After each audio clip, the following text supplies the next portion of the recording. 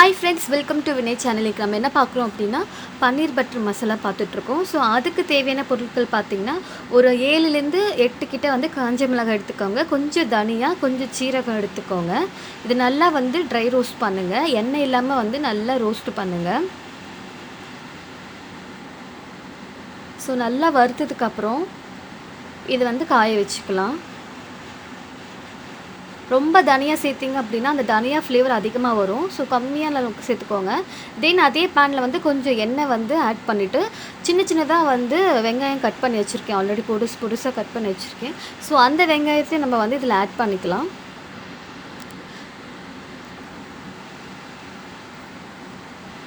கொஞ்சம் உப்பு ஆட் பண்ணிக்கலாம். ஸோ இது பார்த்திங்கன்னா வந்து நம்ம பெருசாக கூட நம்ம வெங்காயம் போட்டுக்கலாம். ஏன்னா நம்ம இதை வந்து ஃபுல்லாகவே வந்து மிக்சியில் வந்து கிரைண்ட் பண்ண தான் போகிறோம். ஸோ நம்மளுக்கு எப்படி தேவையோ அப்படி பண்ணிக்கலாம். ஸோ வெங்காயம் வந்து பொடுசாக வீட்டில் நறுக்கிட்டாங்க. ஸோ அதனால் வந்து நான் இந்த மாதிரி ஆட் பண்ணிக்கிட்டேன். இல்லைனா கூட நீங்கள் வந்து க்யூப்ஸாக வந்து வெங்காயத்தை கட் பண்ணி ஒரு 8 க்யூப்ஸாக வந்து நம்ம ஆட் பண்ணிக்கலாம். ஏன்னா இதை வந்து மிக்ஸி ஜாரில் தான் நம்ம போய் போட போகிறோம் இல்லையா, அதனால். ஸோ வெங்காயம் வந்து கொஞ்சம் வதங்கினதுக்கப்புறம் நம்ம வந்து மற்ற இன்க்ரீடியன்ஸ்லாம் ஆட் பண்ணிக்கலாம். ஸோ உப்பு போட்டாலே சீக்கிரம் வந்து வெங்காயம் வந்து வதங்கிடும். நெக்ஸ்ட்டு நம்மளுக்கு தக்காளி ஆட் பண்ணிக்கலாம். ஸோ தக்காளி பார்த்திங்கன்னா வந்து ஒரு 3 மீடியம் சைஸ் தக்காளி நான் எடுத்திருக்கேன். இந்த மாதிரி க்யூப்ஸாக கட் பண்ணிக்கணும். இதே மாதிரி தான் வெங்காயமும் நீங்கள் கட் பண்ணிக்கணும். ஸோ வீட்டில் புதுசாக கட் பண்ணதுனால நான் அதை ஆட் பண்ணிட்டேன். ஸோ தக்காளி வெங்காயம் 2 சேர்ந்து நல்லா வதங்கட்டும். கொஞ்சமாக வந்து மஞ்சள் ஆட் பண்ணிக்கோங்க.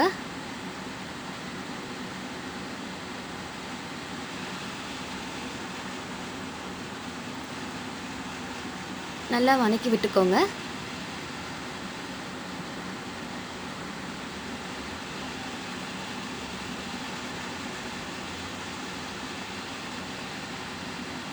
ஸோ நம்ம ஆல்ரெடி வச்சுருக்க மசாலா பார்த்திங்கன்னா வந்து மிக்ஸியில் வந்து ஆட் பண்ணிக்கலாம். ஆறிடுச்சு சூடு. மிக்ஸியில் ரன் பண்ணிவிட்டு வந்துக்கலாம். ஸோ இந்த பக்கம் இது வதங்கிட்டுருக்கு. ஸோ இதுவும் வந்து வதக்கி முடிச்சாச்சு. இதை வந்து ஒரு பிளேட்டில் ட்ரான்ஸ்ஃபர் பண்ணிக்கலாம். ஸோ ட்ரான்ஸ்ஃபர் பண்ணிட்டு ஃபேன் காற்றுல வந்து நல்லா ஆற வச்சுக்கோங்க. ஸோ மிக்சியில் போடும்போது சூடு இருக்கக்கூடாது கொஞ்சம் கூட, அப்புறம் மிக்ஸி வந்து உங்களுக்கு வந்து ஸ்பாயில் ஆகிடும். ஸோ நல்லா சூடு ஆற வச்சதுக்கப்புறமா தான் நம்ம ஜாரில் வந்து ஆட் பண்ணணும், சரிங்களா? ஸோ இது நல்லா சூடு ஆறட்டும். ஸோ இந்த கேப்பில் பார்த்திங்கன்னா நம்ம பன்னீர் வந்து நல்லா க்யூப்ஸாக கட் பண்ணி நம்ம சுடுதண்ணில் வந்து நல்லா ஒரு வாட்டி ஒரு பாயில் ஆனதுக்கப்புறம் எடுத்துடலாம். சும்மா ஒரு பாயில் ஆனதுக்கே போதும். இந்த மாதிரி பன்னீர் எடுத்துகிட்டு நல்லா க்யூப்ஸாக கட் பண்ணிக்கோங்க. நம்மளுக்கு எப்படி தேவையோ அப்படி நம்ம கட் பண்ணிக்கலாம். ஸோ நான் 2 பன்னீர் இன்றைக்கி ஆட் பண்ணியிருக்கேன். ஸோ நல்லா க்யூப்ஸாக போட்டுக்கோங்க பாருங்கள் இந்த மாதிரி. ஸோ பார்க்க அந்த பன்னீர் வந்து அந்த ஸ்கொயர் ஷேப்பில் இருந்து தான் நம்மளுக்கு வந்து நல்லா லுக்காக இருக்கும். ஹோட்டல்லையுமே அப்படி தான் தருவாங்க. ஸோ அதனால் சொன்னேன். சுடு தண்ணி வந்து நல்லா பாயில் பண்ணி வச்சுக்கோங்க. அந்த நல்லா கொதிக்கிற தண்ணியில் இதை போட்டுட்டு அப்படியே எடுக்க வேண்டியதுதான். ஸோ இது வந்து நல்லா கொதிக்கணும் இல்லை நல்லா வேகணும் அந்த மாதிரிலாம் எதுவும் இல்லை. ஸோ கொதிக்கிற தண்ணியில் இதை போட்டுட்டு கொஞ்சம் நேரம் இருந்துட்டு அப்படியே எடுத்துடணும்.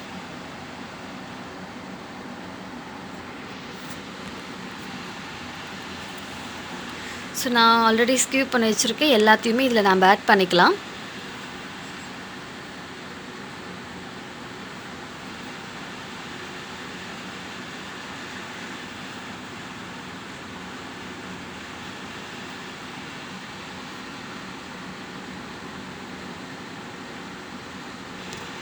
ஸோ பன்னீர் பார்த்திங்கன்னா ஒரு நல்லது தான் இது சாப்பிட்றது. ஸோ சில பேர் டயட் பார்த்திங்கன்னா வந்து இந்த பன்னீர் கூட சொல்லியிருக்காங்க. டயட்டில் இருக்கவங்க வந்து பன்னீர் சாப்பிட்லாம் அப்படின்னு சொல்லி கேள்விப்பட்டிருக்கேன். பட் அது எனக்கு சரியாக தெரியாது.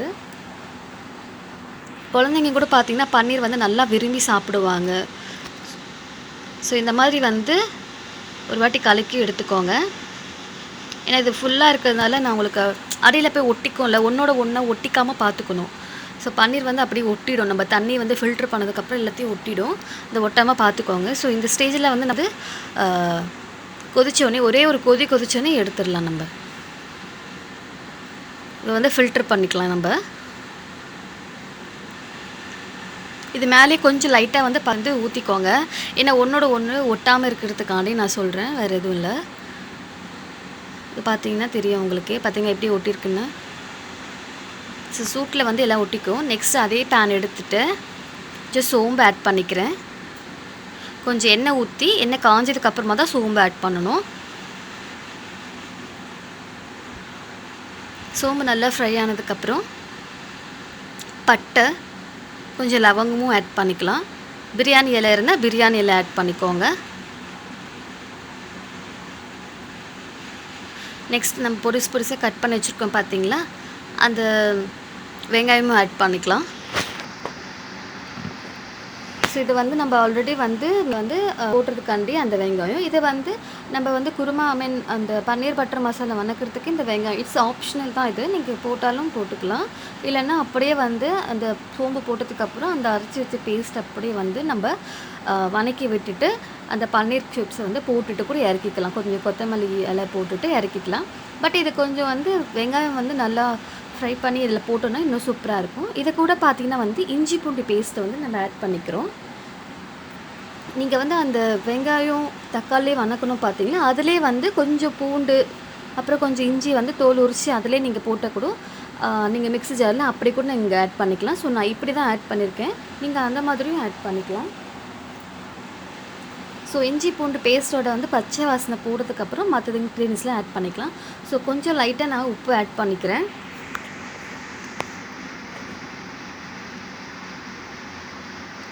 ஸோ முந்திரி பார்த்துக்கோங்க, ஒரு 15 கிட்ட வந்து நான் முந்திரி எடுத்திருக்கேன்.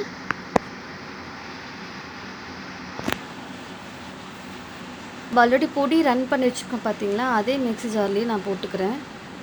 ஸோ 2 பச்சை மிளகா இதில் ஆட் பண்ணிக்கிறேன், ஆப்ஷனல் தான் இது. பிகாஸ் நம்ம ஆல்ரெடி காஞ்ச மிளகா ஆட் பண்ணிக்கிறோம். ஸோ பார்த்து நம்ம ஆட் பண்ணிக்கலாம். ஸோ அந்த தக்காளி அந்த இதெல்லாம் ரன் பண்ணோம் பார்த்தீங்களா, அந்த இதை நம்ம இதில் சேர்த்துக்கலாம். அந்த பொடி கூட நம்ம இதிலே சேர்த்துக்கிட்டோம்.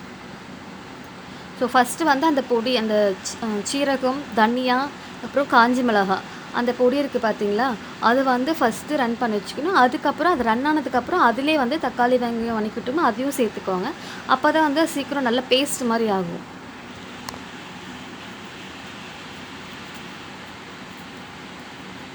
அந்த மிக்ஸி ஜார் மட்டும் லைட்டாக கழுவி விட்டுட்டு நான் இதை ஆட் பண்ணியிருக்கேன். தண்ணி கொஞ்சமாக ஊற்றி எல்லாம் ஆட் பண்ணியிருக்கேன். இந்த ஸ்டேஜில் வந்து பன்னீர் வந்து ஆட் பண்ணிக்கலாம்.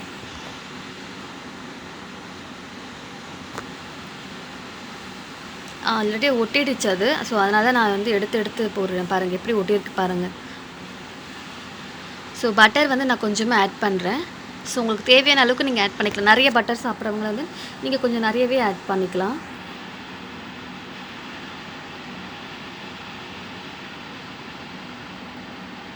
நல்லா டேஸ்ட்டாக இருக்கும் இது. சப்பாத்தி அப்புறம் பூரி அந்த மாதிரி வச்சு நீங்கள் வந்து சைட் டிஷ்ஷாக சாப்பிட்லாம். செம்ம டேஸ்ட்டாக இருக்கும் இது. நான் கூட நல்லாயிருக்கும். ஸோ கொஞ்சமாக வந்து சர்க்கரை ஆட் பண்ணிக்கோங்க. லைட்டாக ஒரு 1/2 ஸ்பூன் அளவுக்கு சர்க்கரை ஆட் பண்ணிக்கோங்க. கடைசியில் தான் இறக்கும்போது நீங்கள் சர்க்கரை ஆட் பண்ணிக்கோங்க.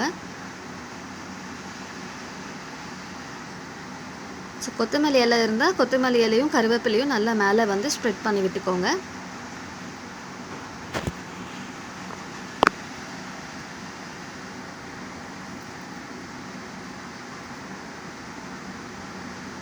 ஸோ பார்த்திங்கன்னா சூப்பரான பன்னீர் பட்டர் மசாலா தயாராகிடுச்சு. பட் இது வேறு லெவல் டேஸ்ட்டாக இருந்தது நிஜமாலே. நீங்களும் இதை வீட்டில் ட்ரை பண்ணி பாருங்கள்.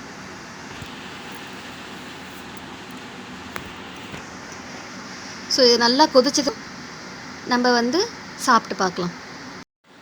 ஓகே ஃப்ரெண்ட்ஸ், இதை நீங்கள் வீட்டில் ட்ரை பண்ணி பாருங்கள். ட்ரை பண்ணிவிட்டு எப்படி இருக்குன்னு சொல்லுங்கள். எங்கள் சேனலை பிடிச்சிருந்தா லைக் பண்ணுங்கள், கமெண்ட் பண்ணுங்கள், ஷேர் பண்ணுங்கள். மறக்காமல் சப்ஸ்கிரைப் பண்ணிட்டு பெல் ஐக்கான் கிளிக் பண்ணுங்கள். தேங்க்ஸ் ஃபார் வாட்சிங்.